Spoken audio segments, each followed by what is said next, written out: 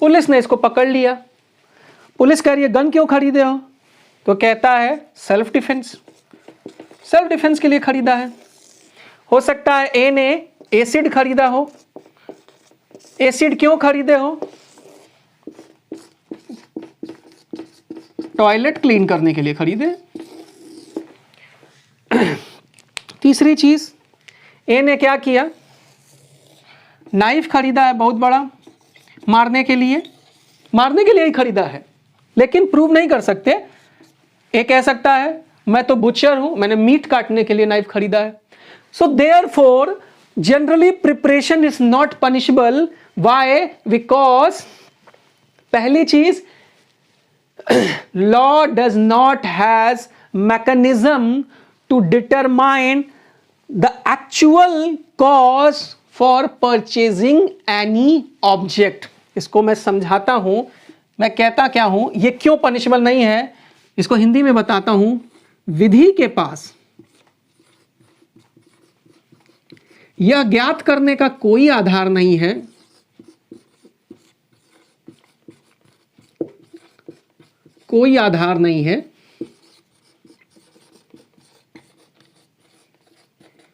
कि ए ने चाकू, बंदूक या एसिड किस वजह से खरीदा है। Law does not have any mechanism to determine the real object for purchasing such things और सच बिलोंगिंग्स, कि ये सामग्री जो खरीदी है इसने, इस सामग्री को खरीदने के पीछे वास्तविक आधार क्या है, ये लॉ को पता नहीं है, इसलिए ये जनरली पनिशेबल नहीं है। क्लियर हो गया? जनरली ये पनिशेबल नहीं है क्योंकि ये क्या है, कोई जो है इसको ज्ञात करने का आधार नहीं है। इसके साथ साथ और भी कुछ आप ग्राउंड्स दे सकते हैं। अगर आप मेंस लिखना चाहते हो तो आप ये कह सकते हैं कि जनरली क्या होता है, मेंस के लिए पॉइंट ऑफ व्यू से मैं बता दे रहा हूं कि प्रिपरेशन जो है सोसाइटी के ऊपर कोई थ्रेट कॉज नहीं कर सकता। ठीक है, इसके साथ साथ आप लिख सकते हैं कि usually in this stage of preparation offender has option to change his mind. इस अपराध के इस चरण में अक्यूज्ड या ऑफेंडर के अक्यूज्ड के पास ये एक अधिकार बचता है, एक ऑप्शन बचता है कि वो अपने माइंड को बदल सकता है। फॉर एग्जांपल कि ए ने क्या किया, गन को परचेस कर लिया। गन को परचेस करने तक तो उसका मन था कि हम मार देंगे, लेकिन बाद में एक आध्यात्मिक गुरु ने ए को समझाया कि यह जो है परम पाप है, इससे मोक्ष की प्राप्ति नहीं होगी, इससे नरक में जाना पड़ेगा, और ए ने अपना माइंड जो है कन्वर्ट कर लिया। तो इस स्टेज में ये सब चीजें हैं जिसकी वजह से इसको पनिशेबल नहीं बनाया जाता। चौथी चीज, it is not the policy of law to create multiple offence. विधि का यह उद्देश्य नहीं है कि बहुत ज्यादा अपराधों का वो सृजन कर दे, कम से कम अपराधों का सृजन हो ताकि समाज में कम से कम अपराध हो। तो इन सब चीजों की वजह से क्या है, ये पनिशेबल नहीं है। तो एक हमारा जो ये आपका ये प्रोविजन है, generally preparation is not punishable, ये क्लियर हो गया। अब हम क्या देखेंगे, एक्सेप्शनली पनिशेबल है। अब एक्सेप्शनली किन कंडीशंस में ये पनिशेबल है वो हम देखते हैं, and why exceptionally preparation is punishable under Indian penal code. This is the sole focus of our lecture. हमारे लेक्चर का ये सोल फोकस रहेगा, और इसके साथ साथ जो है अटेम्प्ट पे भी सोल फोकस हमारा रहेगा। तो फर्स्ट ऑफ ऑल पहले हम इन चीजों को समझ लेते हैं। Under Indian Penal Code, there are some sections in which the punishable has been declared. Preparation has been declared punishable by the makers of the code, and these sections are, यानी कि भारतीय दंड संहिता के अंतर्गत कुछ ऐसी धाराएं हैं जिसमें तैयारी को दंडनीय बनाया गया है, और वो निम्न है। पहली सेक्शन 122, दूसरी 126, तीसरी 233, चौथी 234, पांचवी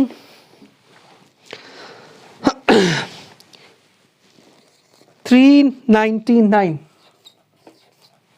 399 ये सारे सेक्शंस हैं जहाँ पे प्रिपरेशन को क्या किया गया है, पनिशेबल बनाया गया है। इसके साथ साथ जो है आपको ये जानना ज़रूरी है कि इसको क्यों पनिशेबल बनाया गया है। ठीक है, क्यों पनिशेबल बनाया गया है। पहले तो ये देखें कि सेक्शन 122 में क्या है। सेक्शन 122 में जो है आपका collecting arms etcetera with the intention of waging war against government of India, यानी भारत सरकार के विरुद्ध युद्ध करने के आशय से क्या करना, जो है अस्त्र शस्त्र का, आयुध का जो है संग्रह करना। और क्या है, सब फॉर एग्जाम्पल कि ए क्या करता है, ए को लगता है कि आज बॉम्बे में ब्लास्ट करना है, and for this purpose A purchase some acid or substance for making bomb। ए का विचार है कि क्या करना है, आज जो है हमको ब्लास्ट करना है बॉम्बे में, और इस बॉम्बे में ब्लास्ट करने के लिए ए ने क्या किया है, कुछ ऐसी चीज़ों को परचेस किया है जिससे बॉम्ब बनाया जाता है। अब क्या है, तो आप ये पूछोगे कि ऐसे कैसे पता चलता है कि जो ये सामान जो खरीदा गया है ये इसी पर्पस के लिए खरीदा है, क्योंकि जनरली क्या है, पनिशेबल नहीं है। और इसीलिए पनिशेबल नहीं है क्योंकि लॉ के पास कोई मैकेनिज्म नहीं था। लेकिन जब आप ऐसी चीज़ों को खरीदते हो जिससे ये क्लियर कट हो जाता है कि इन चीज़ों का प्रयोग, आप भाई बॉम्ब बनाने का सामान खरीदने की क्या ज़रूरत है, आप डीआरडीओ के साइंटिस्ट तो हो नहीं कि आपको जो है क्या करना है, जा करके कोई एक्सपेरिमेंट करना है। If you are a scientist of a DRDO then it will be okay, but if you are not a scientist of a DRDO, you are a general and common person and you purchase such kind of things by which you have eligible to make a bomb. So what it's clear, what it indicates, yeah, yes, you should have any kind of intention for causing any offense by the virtue of this bomb. So therefore law develops mechanism। अब ऐसी अवस्था में मैंने क्या कहा कि अगर आप साइंटिस्ट हो, नहीं एक साधारण व्यक्ति हो, और आप ऐसे वस्तुओं को क्रय कर रहे हैं जिसके माध्यम से बॉम्ब बनाया जाता है, तो निश्चित रूप से आपकी मंशा क्या हो रही है, ये प्रकट कर रही है कि आपका निश्चित रूप से इरादा कोई ना कोई अपराध करने का है। और जब आपकी मंशा प्रकट हो गई, जैसे आपकी मंशा प्रकट हो गई, आपका क्या है, इरादा, आपका इंटेंशन सामने आ गया, then law has developed mechanism. Law को एक युक्ति मिल गई कि वो आपके इंटेंशन को डिटरमाइन कर सके, अवधारित कर सके, और ऐसे उसने अवधारित किया कि हाँ भैया बॉम्ब बनाने के लिए सामान खरीद रहा है, तो इसके लिए इस सेक्शन को पनिशेबल बना दिया गया है।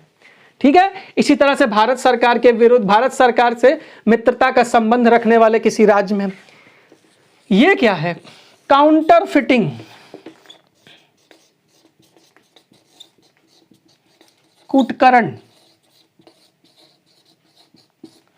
कूटकरण करना किसका, कॉइन्स का, फॉरेन कॉइन्स हैं।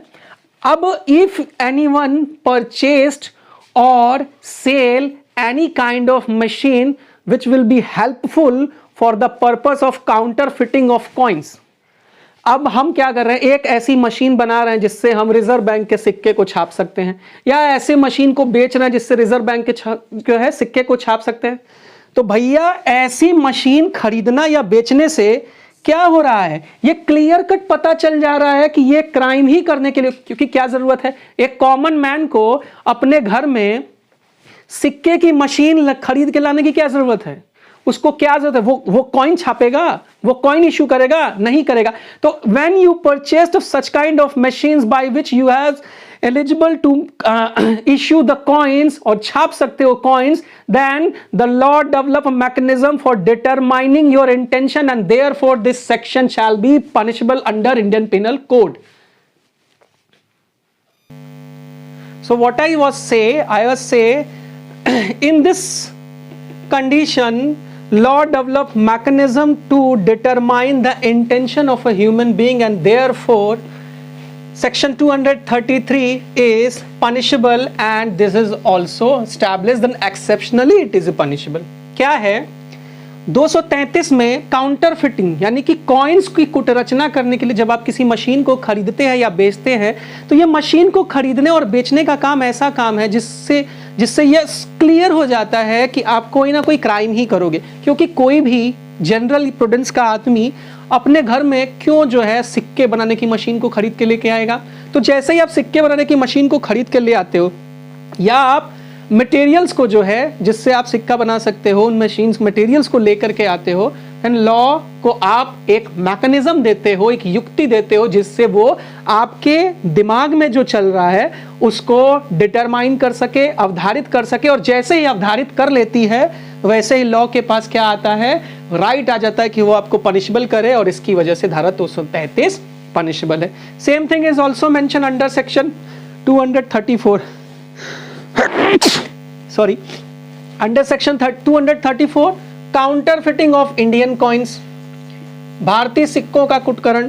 अब भारतीय सिक्कों का कुटीकरण same thing, when you purchase a such kind of machines or such kinds of substance which will be helpful for the counterfeiting of a coins, so when you purchase, then you provide a mechanism to the law for determining the intention of your mind, which is earlier in your mind and has not any physical existence, but when you purchase of such kind of objects, then you gave physical existence of your intention, and law has become eligible for determine your intention, and therefore this section is punishable. What I want to say कि जैसे ही आप counter fitting करने के लिए, ध्यान से सुनिए, जैसे ही आप सिक्कों का कूटीकरण करने के लिए कोई मशीन, कोई पदार्थ खरीदते हैं, वैसे आप क्या करते हैं, आप अपने मस्तिष्क में जो आपका सिक्के छापने का विचार आपके मस्तिष्क में आया है अवैध रूप से धन कमाने का,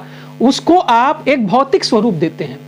और जनरली प्रिपरेशन में हम क्या करते हैं, उन चीज़ों को इकट्ठा करते हैं जो हम करना चाहते हैं, अपने माइंड के उस इंटेंशन को भौतिक स्वरूप देने के लिए हम चीज़ों को इकट्ठा करते हैं। तो जैसे भौतिक स्वरूप देने के लिए हम चीज़ों को इकट्ठा करते हैं, तो अगर वो चीज़ किसी और काम में प्रयोग आती, अगर वो चाकू होता, तो लॉ के पास ये युक्ति नहीं थी कि वो पता कर ले कि चाकू आप किस कारण खरीद रहे हो सकता है चाकू आप सेल्फ डिफेंस में खरीद रहे हो सकता है चाकू आप मांस काटने के लिए खरीद रहे हो, ठीक है। लेकिन जब आप ये सारी चीजों को खरीदते हो तो ये क्लियर हो जाता है कि इसका प्रयोग जो है, इसकी प्रयोज्यता क्या है, इसकी प्रयोज्यता है कूटकरण में। और कूटकरण जब आप करने जा रहे हो तो आपने खुद ही एक युक्ति दे दी, और जब युक्ति दे दी है तो क्यों ना आपको दंडित किया जाए, ठीक है, इसलिए ये पनिशेबल है।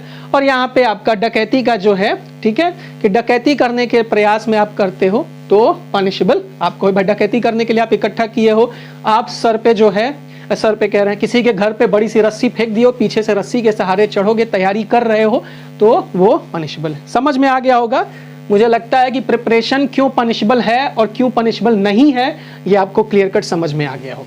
अब नेक्स्ट मूव हम करते हैं अटेम्प्ट, जो कि आज के हमारे इस पूरे के पूरे लेक्चर का सबसे ज़्यादा खतरनाक पार्ट है, मैं कह सकता हूँ, क्योंकि इसको समझना थोड़ा मुश्किल है। लेकिन आप वीडियो में बने रहिए मेरे साथ, मैं वादा करता हूँ आपसे कि आप इसके बाद अटेम्प्ट पे कभी आपका क्वेश्चन गलत नहीं होगा, अगर आपने वीडियो को पूरा अंत तक देख लिया। दोस्तों, अगर आपको वीडियो से कुछ भी सीखने को मिल रहा हो, कुछ भी बेनिफिट मिल रहा है, तो वीडियो को ज़्यादा से ज़्यादा लाइक कीजिए, ज़्यादा से ज़्यादा शेयर कीजिए, क्योंकि आपका एक शेयर बहुत सारे लोगों तक पहुँच सकता है। और आपको अगर वीडियो पसंद ना भी आए तो भी उसको शेयर कीजिए, क्योंकि हो सकता है वीडियो आपको जो पसंद ना आ रही हो वो औरों को बहुत ज़्यादा पसंद आए, ठीक है। ध्यान से सुनिए, थर्ड स्टेप ऑफ क्राइम, इसी स्टेप में जो है, बाकी लास्ट स्टेप ऑफ क्राइम में कुछ भी नहीं है। इस स्टेप को बताने के लिए फिर से एक बार लिखना ये जरूरी है।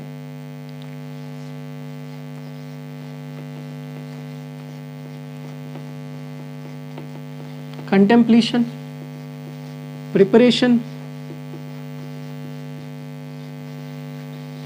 Attempt, commission.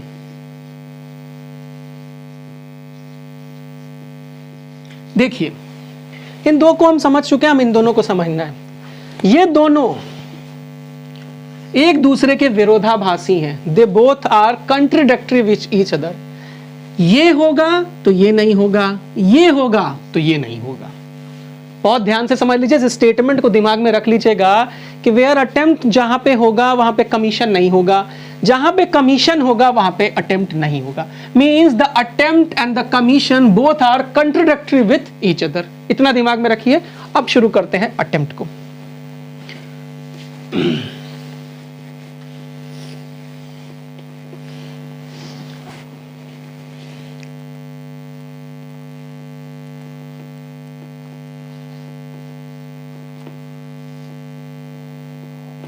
अटेम्प्ट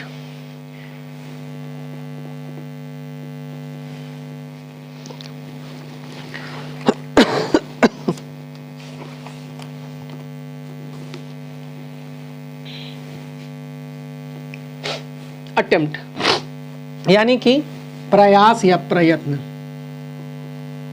देखिए, पहली चीज तो एक चीज नोट कर लीजिए, this stage of crime shall be punishable.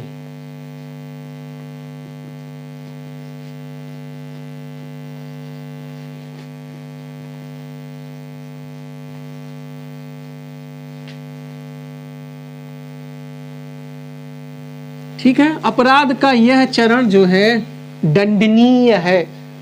ठीक है, इसमें कोई इफ बट नहीं है कि यह दंडनीय नहीं है। ठीक है, this stage of crime shall be punishable.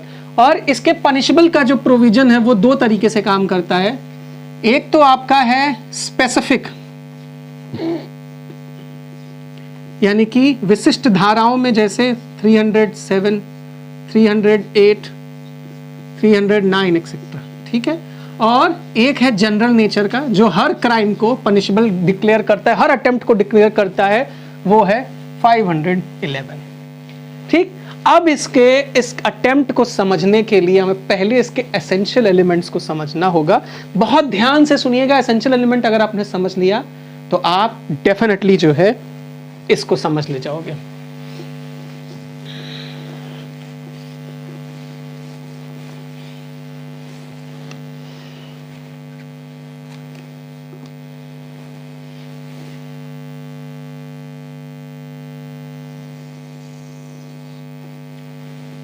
essential elements of attempt।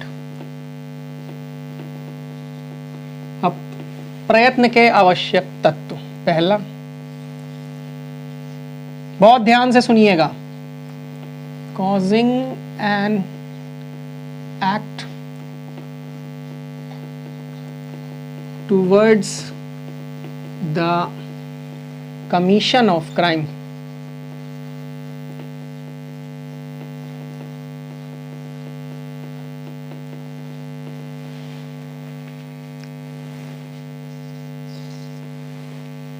अपराध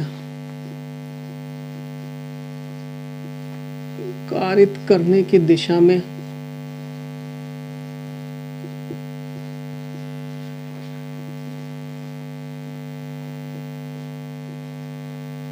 एक कार्य करना या एक कार्य। But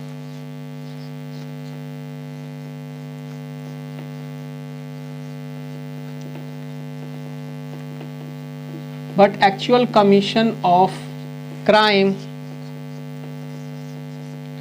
will not took place।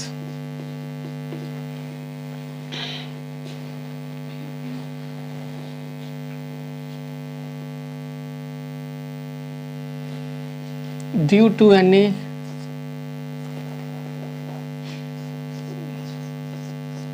to any intervention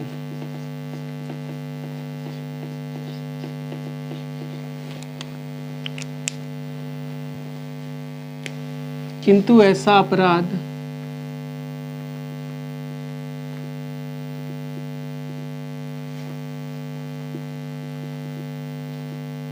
किंतु ऐसे अपराध का किसी हस्तक्षेप के कारण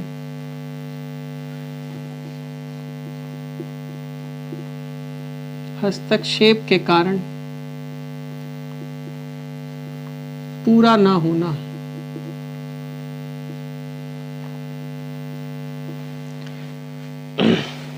third, such intervention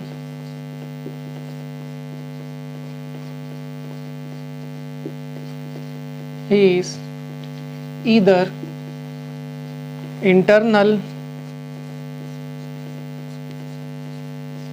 or external। ऐसा हस्तक्षेप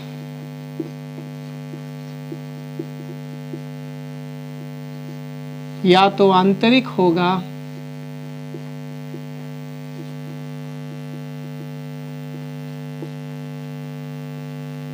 या बाह्य, या कह सकते हैं बाहरी। चौथा,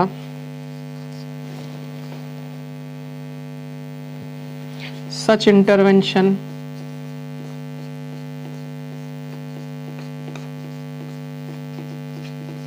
shall not under the control of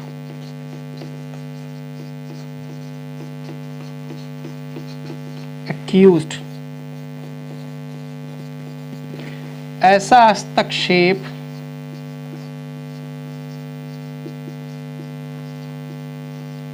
अपरिहार्य रूप से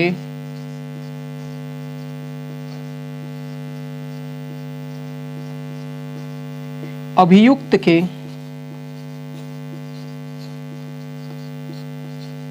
नियंत्रण में न हो।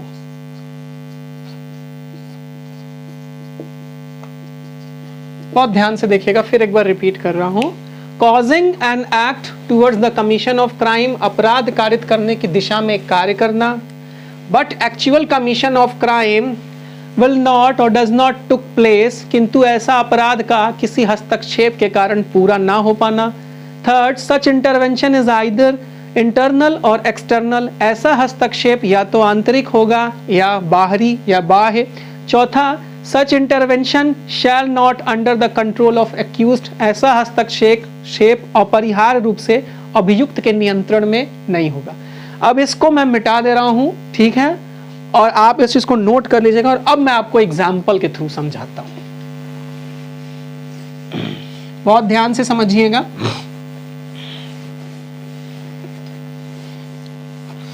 अगर आपको वीडियो की स्पीड ज्यादा लग रही है तो प्लेबैक स्पीड, जो कि आपके जो है फोन में ऊपर 3 बिंदी है, उस 3 बिंदी पे जब आप क्लिक करेंगे तो प्लेबैक स्पीड का ऑप्शन आएगा, जहां से आप स्पीड को कम भी कर सकते हैं। देखिए बहुत ध्यान से।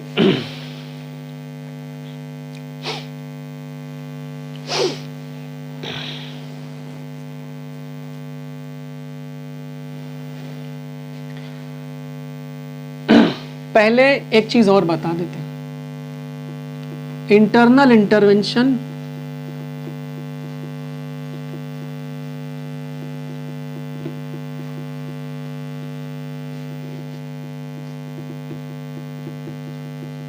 और एक्सटर्नल।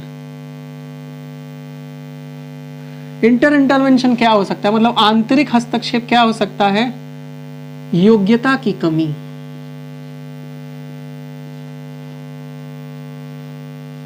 जिसको हम कह सकते हैं lack of talent. Second one is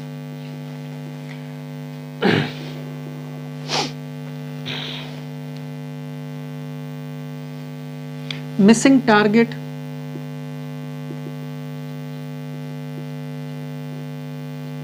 निशाना चूक जाना।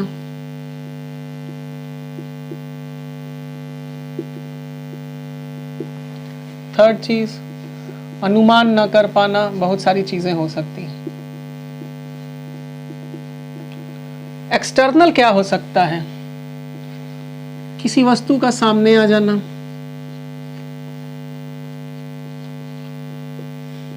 ध्यान से देखिए, सामने आ जाना,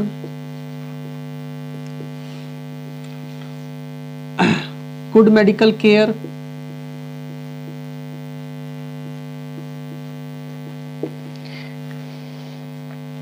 ठीक है, ये सारी चीजें जो है हो सकती है, इसको नोट कर लीजिए। और अब एग्जाम्पल देखिए कि कैसे होता है। इंटरनल इंटरवेंशन, एक्सटर्नल इंटरवेंशन, आंतरिक हस्तक्षेप या बाहरी हस्तक्षेप, क्योंकि आंतरिक और बाहरी हस्तक्षेप जो है क्या है, वो एसेंशियल एलिमेंट का पार्ट है, इसलिए बताना जरूरी था कि इसका स्वरूप कैसा होता है। ठीक है, इसका स्वरूप कैसा होता है। अब देखिए एग्जाम्पल से मैं आपको समझा रहा हूं।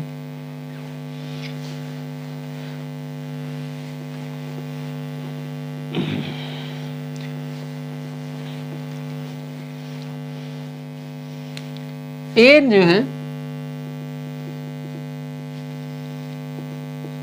ए जो है बी को मारना चाहता है, A has a intention to kill B. ठीक है, इंटेंशन डेवलप किया, फर्स्ट कंडीशन है इंटेंशन डेवलप किया, सेकंड कंडीशन है प्रिपरेशन करेगा, थर्ड कंडीशन है आपकी अटेम्प्ट। तो फर्स्ट कंडीशन में क्या किया इसने, फर्स्ट कंडीशन में इंटेंशन डेवलप किया। ठीक है, अब ये जो है बी को मारना चाहता था, तो देयरफॉर ही परचेज गन, परचेज गन एक परचेज कर लिया, दूसरा स्टेप पूरा कर लिया। दूसरे स्टेप के बाद अब क्या है, ए को पता है कि बी शाम को 5 बजे मंदिर जाता है। ठीक है, B also at 5 PM reach at temple where B daily reach, जहां पे रोज जो है बी आता है। आ गया ए,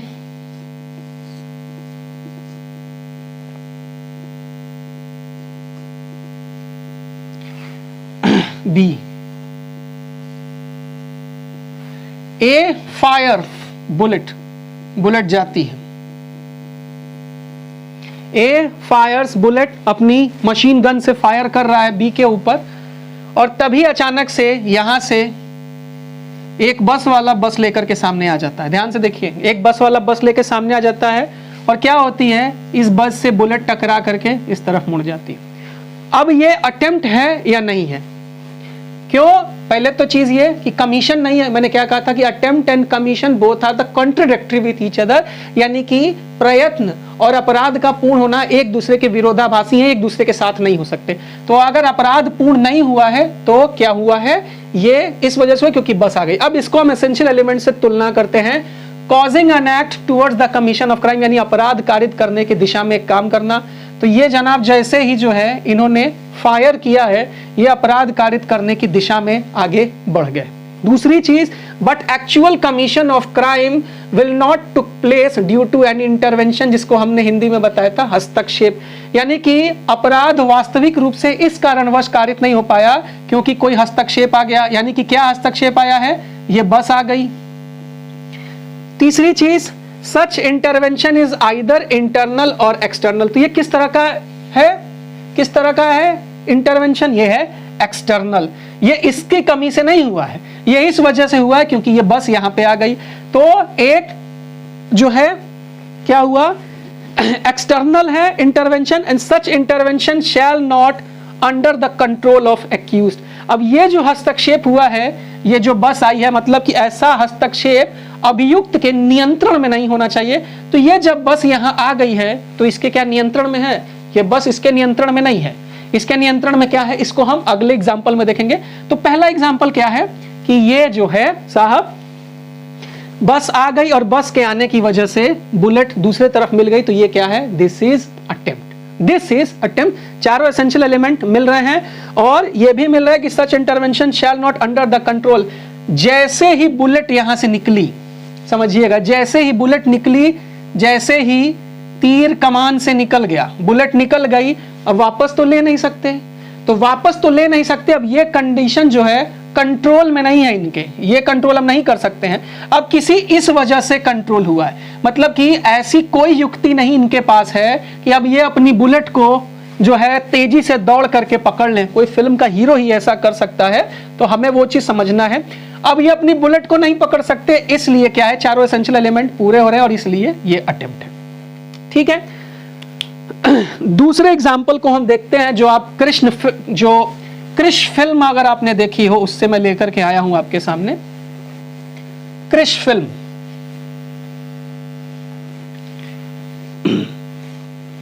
क्रिश फिल्म की एक जो अवस्था है उसका मैं चित्रण कर रहा हूं आपके सामने।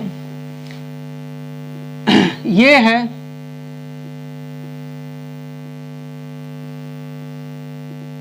नसरुद्दीन शाह, नसरुद्दीन शाह विलन है। ये है कृष, ये है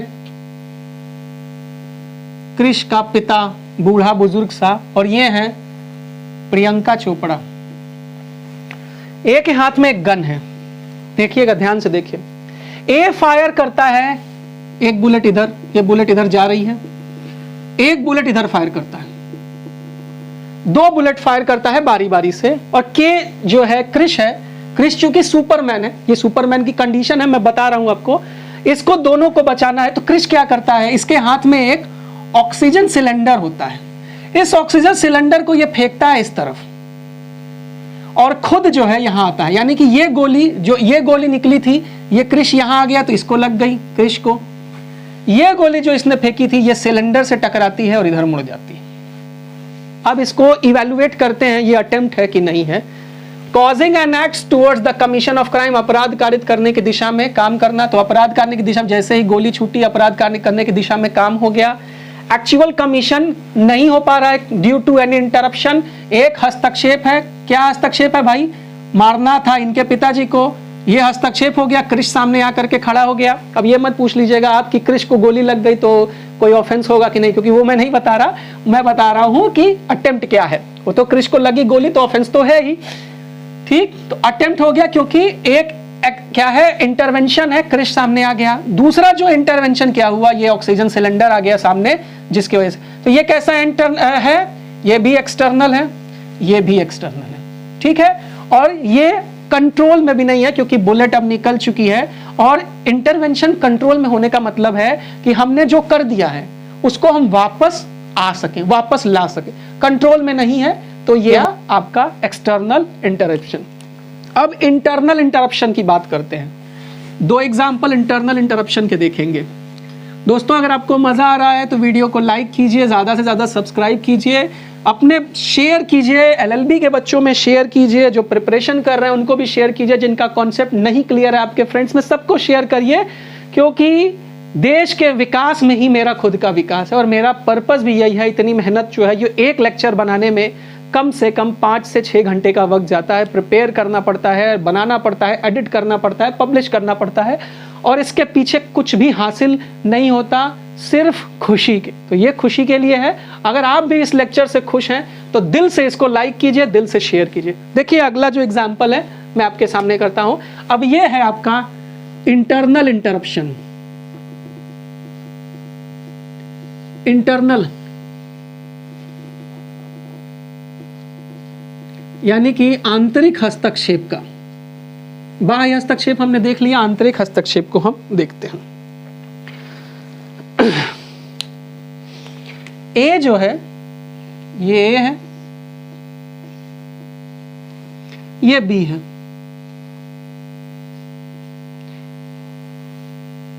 बी को जो है इसने क्या किया, रस्सी से यहां बांध दिया, ठीक, बी को बैठा दिया, और ए ने अपनी बंदूक से निशाना लगाया, गोली गई गई गई गई गई गई, जाके ए को ना लग के कहां टकरा गई, पेड़ में टकरा गई।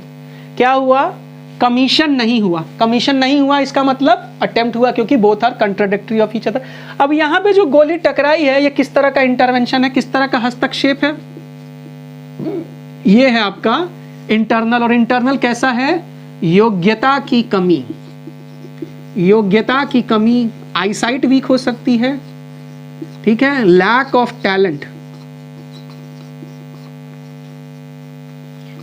दोस्तों अगर आपको वीडियो पसंद आ रही है तो लाइक करिए, शेयर करिए। योग्यता की कमी, lack of talent.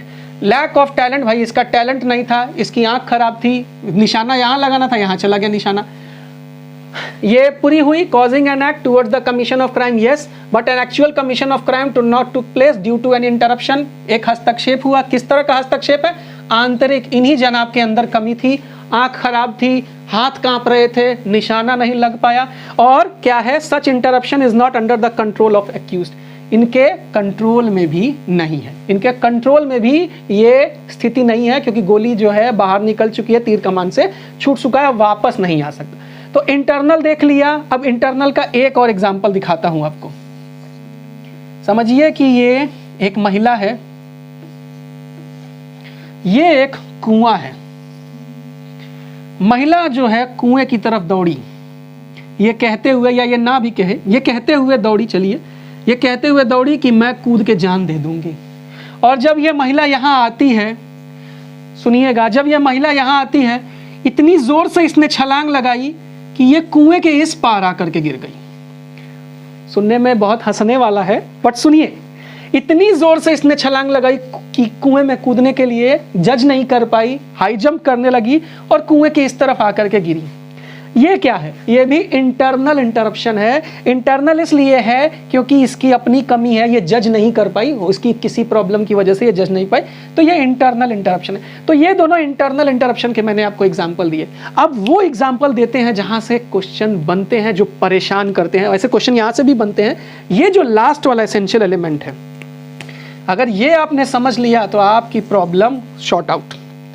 Such interruption shell not under the control of accused, यानी कि ऐसा हस्तक्षेप अक्यूज्ड के हाथों में या उसके नियंत्रण में नहीं होना चाहिए।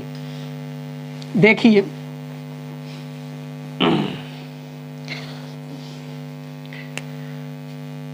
एक महिला, आपका पढ़ा हुआ ही मैं जो है देना चाहता हूं जहां से आप प्रश्न पूछते हैं, अपने एक बच्चे को साथ लिए हुए कुएं की तरफ दौड़ती है, और कुएं की तरफ दौड़ती है, और यहाँ जब पहुँचती है तो यहाँ पे M और N नाम के दो व्यक्ति क्या करते हैं, इसको पकड़ लेते हैं। दो व्यक्ति इसको पकड़ लेते हैं। अब ये इंटेंशन है, सॉरी, ये अटेम्प्ट है या नहीं है? पहला, causing an act towards the commission of crime. हाँ, कॉजिंग एन एक्ट हो गया था towards the commission of crime, but actual commission of crime to not took place due to an interruption. और इंटरप्शन किसने किया? M और N ने किया। किस तरह का इंटरप्शन है? तो एक्सटर्नल है। But such intervention shall not under the control of accused. तो अब ये क्या है? ये अटेम्प्ट नहीं है। क्यों नहीं है भैया? जैसे ही A यहां पहुंची, समझिएगा, इसी से मैं कोरिलेट कर रहा हूं, A यहां पहुंची, अगर मान लीजिए कि इन्होंने इसे नहीं पकड़ा होता, मिटा दीजिए इन दोनों का नामो निशान यहां से, हमेशा हमेशा के लिए इनको दफा कर दीजिए। अगर इसने यहां नहीं पकड़ा होता तो यहां से आकर के ये कूद ही जाती कुएं के अंदर। इसकी कितनी संभावना है? कम है या बहुत ही ज्यादा है? 1% संभावना है कि नहीं है? चलिए 1% है। हो सकता है कि यहां पहुंच के इसको डर लग जाता, थ्रेट हो जाता इसको, और ये जंप नहीं करती। ठीक है, तो ये जो इंटरवेंशन आया है, यहां ये पहुंची, अब सोचिए यहां ये पहुंची, ठीक है, यहां ये पहुंची और ये डर गई। कैसा इंटरप्शन है? इंटरनल इंटरप्शन है। और ये इंटरप्शन किसके कंट्रोल में है? इसके खुद के कंट्रोल में है, और इसकी वजह से ये अटेम्प्ट नहीं है। समझ में आया?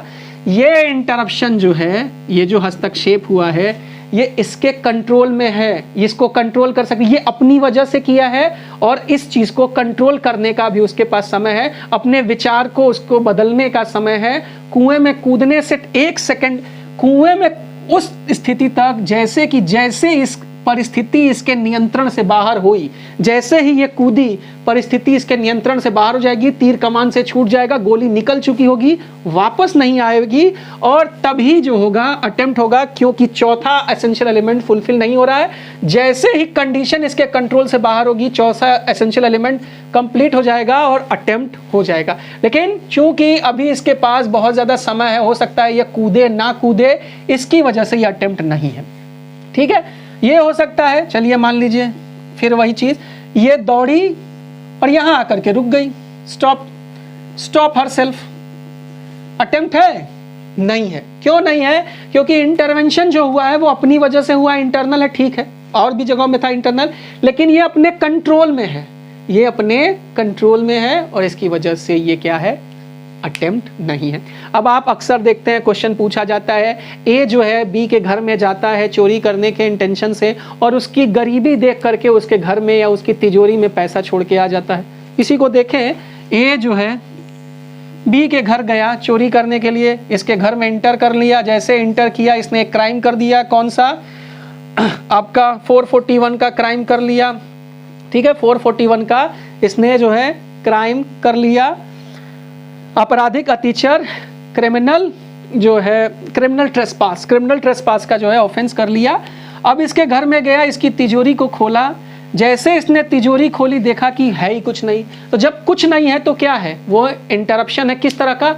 एक्सटर्नल है, बी ने पहले ही पैसे वहां से निकाल लिए थे, तो एक्सटर्नल इंटरप्शन है। एक्सटर्नल इंटरप्शन है तो कुछ क्या उसके कंट्रोल में है? नहीं, उसने बी ने उस काम को किया, बी के कंट्रोल में नहीं है। एक्चुअल कमीशन ऑफ क्राइम हो चुका है, sorry towards the commission of crime, but actual commission of crime नहीं हो पाया, यानी कि वो बी की तिजोरी से पैसे नहीं निकाल पाया। क्यों नहीं निकाल पाया? क्योंकि कोई इंटरप्शन था, और ऐसा इंटरप्शन क्या था, उसके कंट्रोल में नहीं था, तो इसलिए हो गया। ठीक है, इतना ही जो है। कितना टाइम हो गया?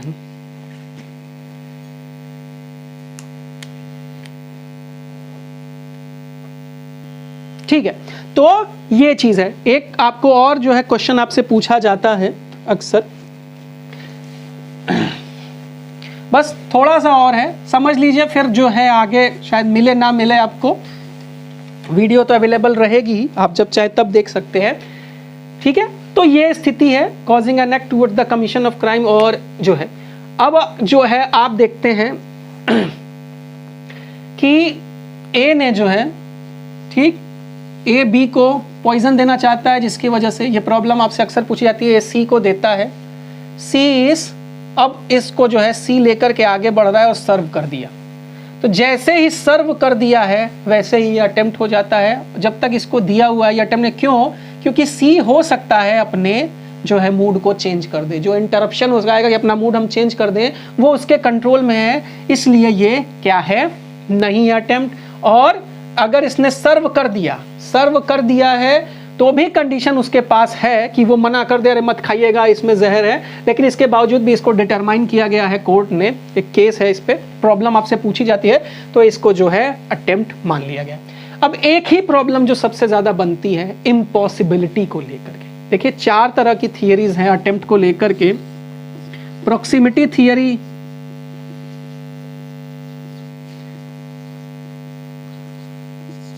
इम्पॉसिबल,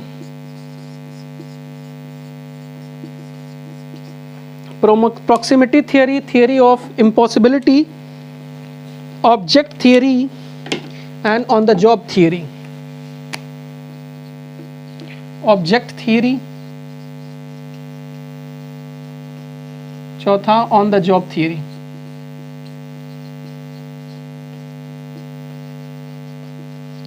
इन सब चीज़ों का कोई मतलब नहीं है, पहले था, अब इनका कोई मतलब नहीं है। इम्पॉसिबिलिटी से रिलेटेड हो सकता है थोड़ा बहुत डिस्प्यूट। आपने देखते हैं अक्सर कि आपका जो सेक्शन 511 है उसका एक जो है मैं एक्सप्लेनेशन जो है इलस्ट्रेशन दे रहा हूँ। ए बी की जेब में हाथ डालता है और बी की जेब में कोई पैसा नहीं है, मनी नहीं है।